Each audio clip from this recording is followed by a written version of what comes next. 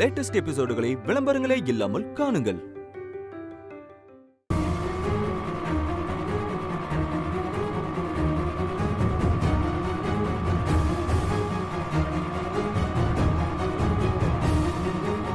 மானசாவோட ரூம்ல கார்த்திக் எழுதுன love letter கிடைச்சிருக்குமா? அதை வச்சு எல்லாரும் என் பொண்ணு அவனோட ஓடி போயிட்டான்னு பேசிக்கிறாங்க. ஆனா எனக்கு அதுல நம்பிக்கை இல்லை. என் பொண்ணு அப்படி பண்ணிருக்க மாட்டான்னு நான் நம்புறேன்.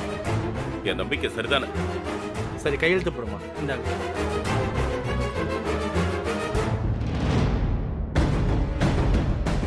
இந்த வீட்டுல மானசாவோட ஒரு ஃப்ரெண்டா பழகினவன். அவளை பத்தி உனக்கு நல்லாவே தெரியும். நீ சொல்லுமா, என் நம்பிக்கை சரிதானே? என் பொண்ணு ஓடி போயிருக்க மாட்டாள். தெரியல சார், என்னால எதையும் உறுதியா சொல்ல முடியல.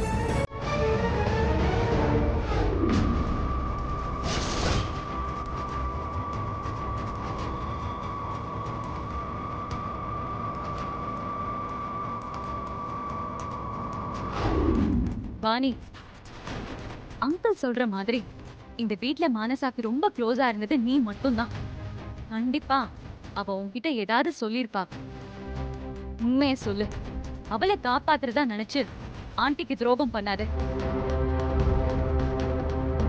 சொல்ல முடியாது. இவ்வளவு அவங்களோட கூட்டு சேர்ந்து இந்த கல்யாணத்தை நடத்தி வச்சிருப்பா.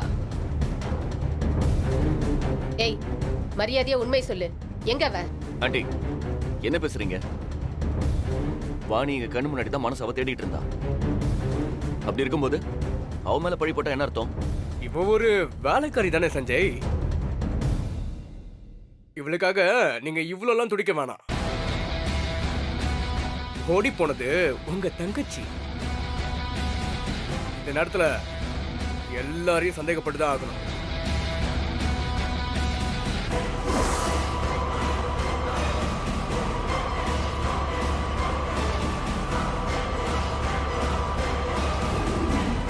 ஹேய், சொல்லு, மானசா எங்க? அவ உனக்கு ஃபோன் பண்ணாளா? அவளை நீ பாத்தியா? இவ்வளவு கேக்குறோம், பதில் சொல்றால பார்வேதா?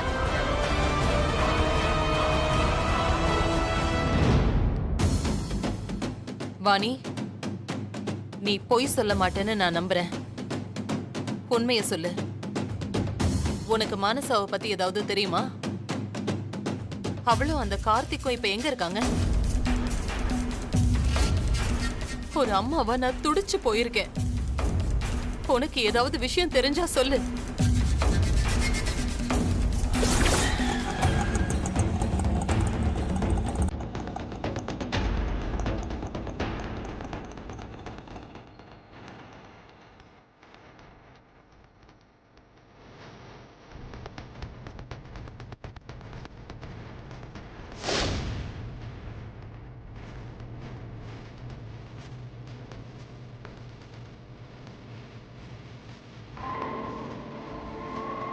Vamos.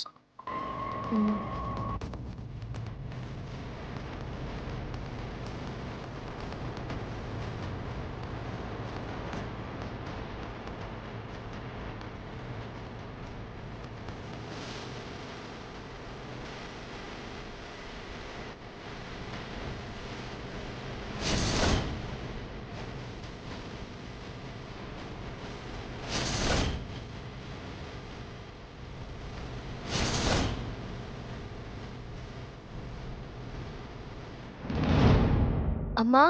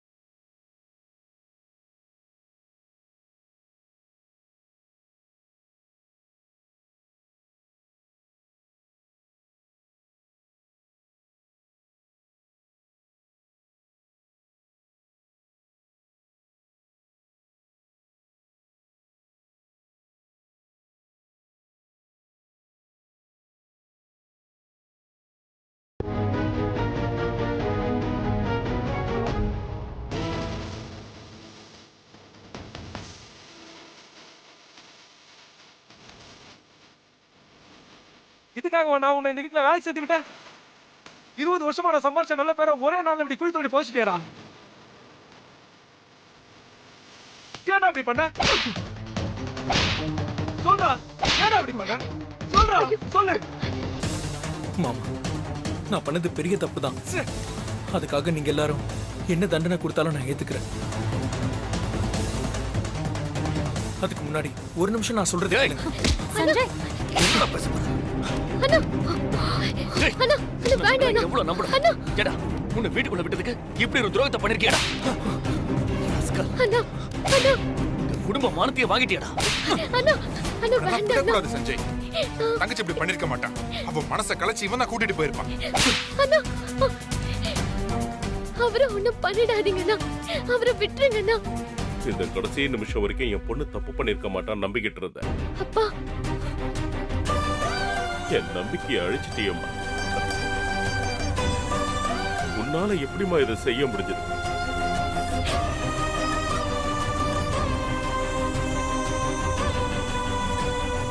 எங்க அம்மா அப்பாவை தலைகுனிய வச்சுட்டியடா. உன்னை கொன்னதான எங்க மனசு ஆறும். இல்ல சார்.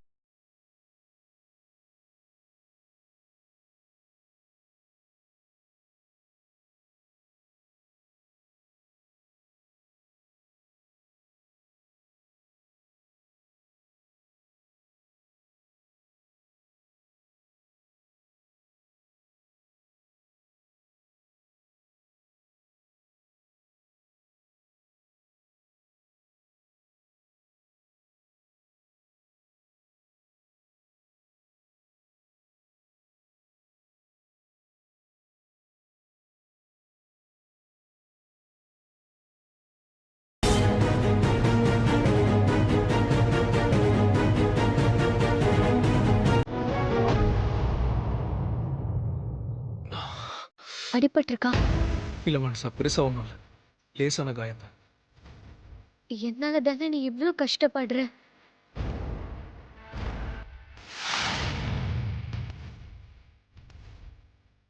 இதுல கஷ்டம் எதுவும் இல்லை மனசா.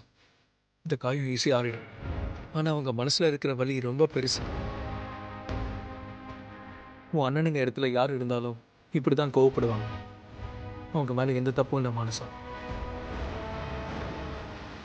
உன் மேல நாங்கெல்லாம் கண்மூடித்தனமான நம்பிக்கை வச்சிருந்தோம். நீ நீ எப்படிமா இந்த மாதிரி காரியத்தை பண்ண? சின்ன வயசுல இருந்து வேதா பேச்சுக்கு மறு பேச்சு பேசாம வளர்ந்தவ நீ.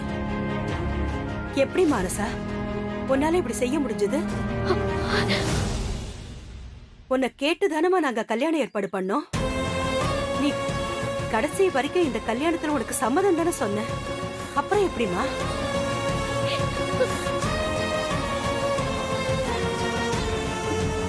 என்னால நம்பவே முடியலமா. எங்க பொண்ணா இப்படி கல்யாணம் பண்ணிட்டு வந்து நிக்கிறான்னு சந்தேகமாவே இருக்கு. அம்மா பேச்ச வேத வாக்கா நினைக்கிறவ நீ. உனக்கு எங்கிருந்து வந்துச்சு இவ்வளவு தைரியம்? யார் கொடுத்த அந்த தைரியம் உனக்கு? யார் இவன் கொடுத்தானா? சொல்ல, இவன் தான் உன்னை இந்த அளவுக்கு மாத்துனானா? ஆண்டி உன் மேல எவ்வளவு நம்பிக்கை வச்சிருந்தாங்க. அந்த நம்பிக்கையை எப்படி உன்னால உடைக்க முடிஞ்சது? இந்த கல்யாணத்துல விருப்பம் இல்லைன்னு நீ முன்னாடியே சொல்லிருக்க வேண்டியதானே. என் பையனை கல்யாணம் பண்ணிக்கிறேன்னு சொல்லி மணமேடை வரைக்கும் வந்து இப்படி எங்க குடும்பத்தையும் சேர்த்து அவமானப்படுத்திட்டியே. இப்ப நாங்க எங்க சொந்த பந்தத்திட்ட என்ன பதில் சொல்றது? அதுவும் வேலைக்காரனோட ஓடி போயிருக்கியே. ஏன் புத்தி இவ்வளவு கேவலமா போயிடுச்சு? மரியாதையா பேசு. ஏன் புத்திய கேவலமா பேசுற? நீதான் மேடம். ஏய், நீ எதுவும் பேசாத. பேசுன உன்னை கொலை பண்ண உன்னை தயங்க மாட்டேன்.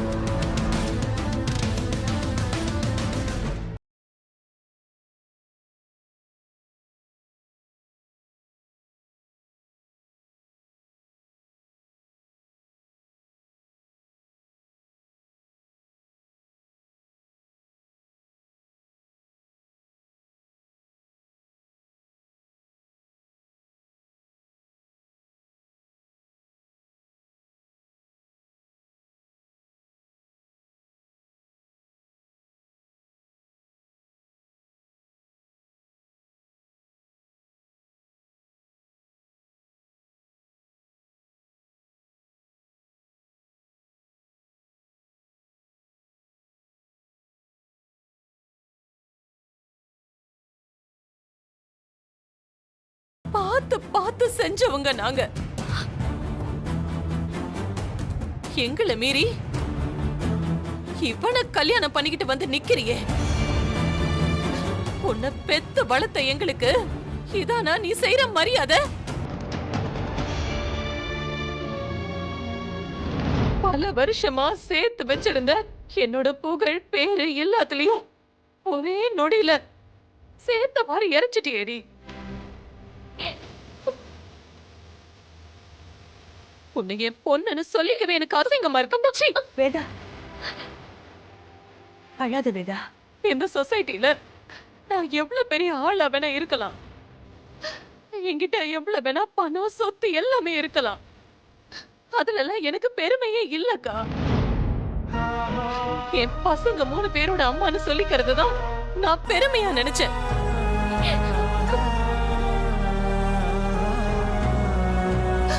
அவங்களதான் நான் என்னோட பெரிய சொத்தா பார்த்தேன். ஆனா இவனுக்காக என்னையே தூக்கி வீசிட்டாளேக்கா.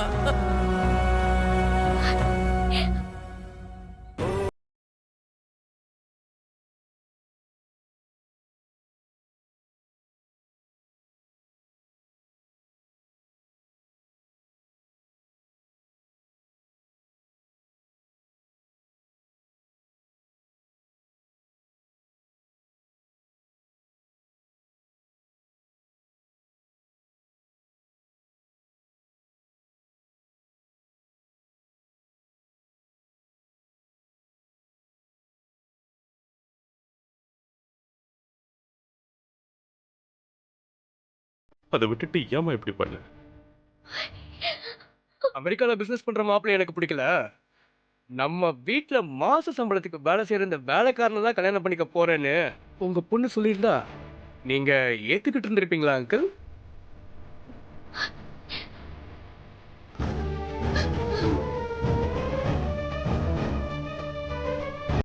சொல்ல முடியாது.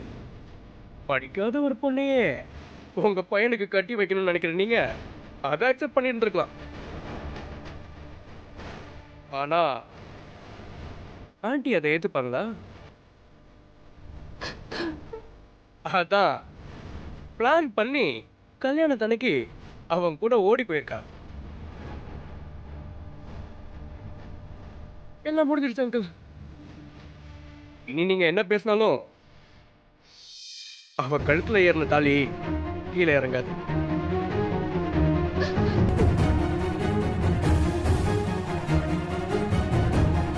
இனி புலம்புறதுனால எந்த பலனும் இல்ல.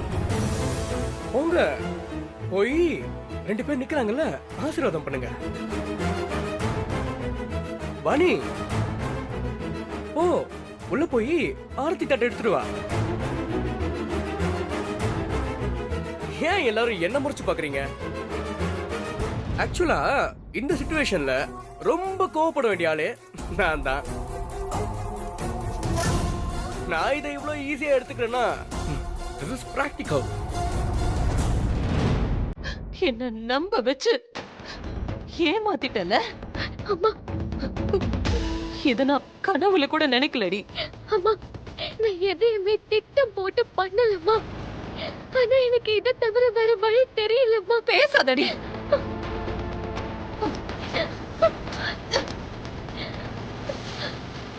உன்னை பார்க்கவே எனக்கு பிடிக்கல.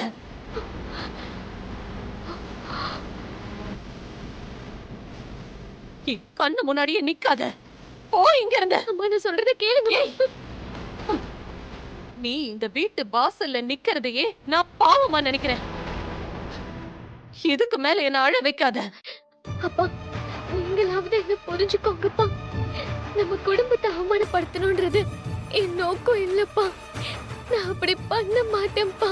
அப்புறம் ஆண்டிக்கு பெருமை சேர்க்கதான் இவனை கல்யாணம் பண்ணிட்டு வந்து நிக்கிறியா?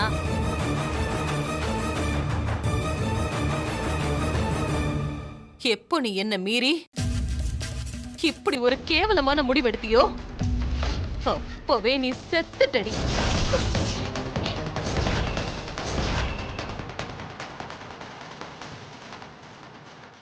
அம்மா, இனி நீ என் பொண்ணும் இல்ல, நான் உனக்கு அம்மாவும் இல்ல.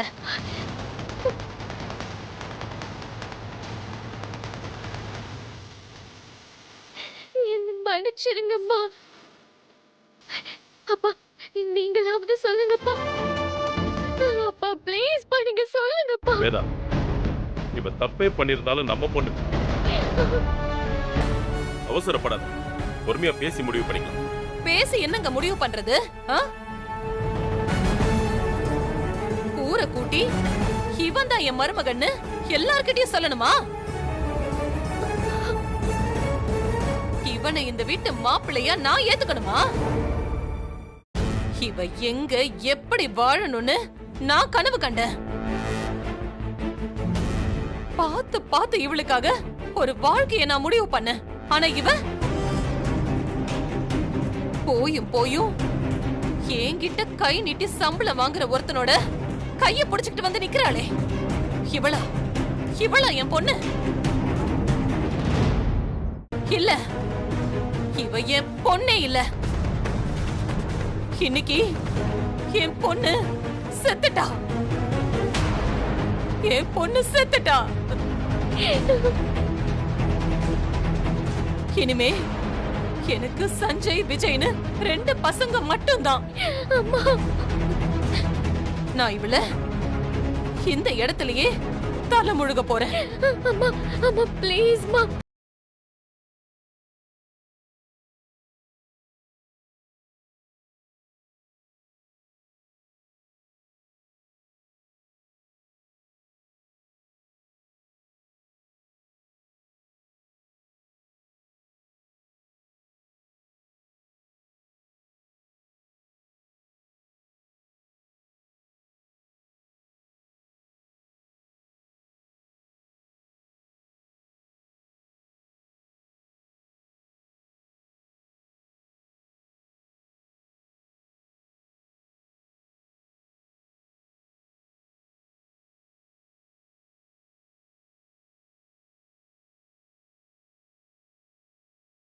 இனி என் சாவுக்கு கூட நீ வரக்கூடாது.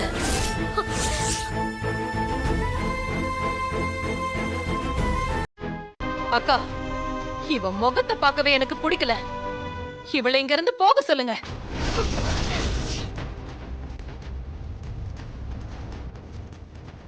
மேடம், எனக்கு நீங்க என்ன தண்டனை வேணாலும் கொடுங்க மேடம். ஆனா மானசா பாவம் மேடம். இவளுக்கு இவ்வளவு பெரிய தண்டனை கொடுக்காதீங்க மேடம். இவ உங்க மேல உயிரை வச்சிருக்கா மேடம். உங்களுக்காக உயிரையே விட.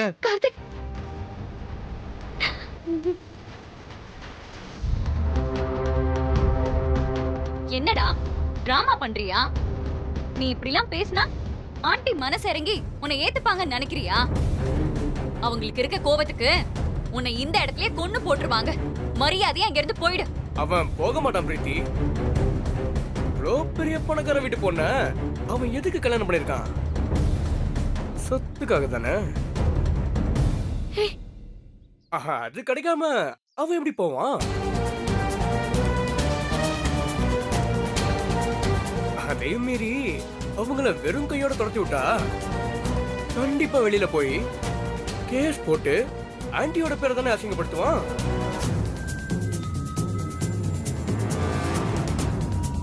ஆமா வேதா, கண்டிப்பா இந்த மாதிரி பசங்க அந்த வேலையை செய்வாங்க. ஒண்ணு அவங்கள நீ மன்னிச்சு ஏத்துக்கோ, இல்ல அவங்க உறவே வேணான்னு முடிவு பண்ணிட்டேனா அவங்களுக்கு என்ன சேரணுமோ அதை செட்டில் பண்ணி முதல்ல அனுப்பிவிடு. இல்லைன்னா இந்த பிரச்சனை கண்டினியூ ஆயிட்டே தான் இருக்கும்.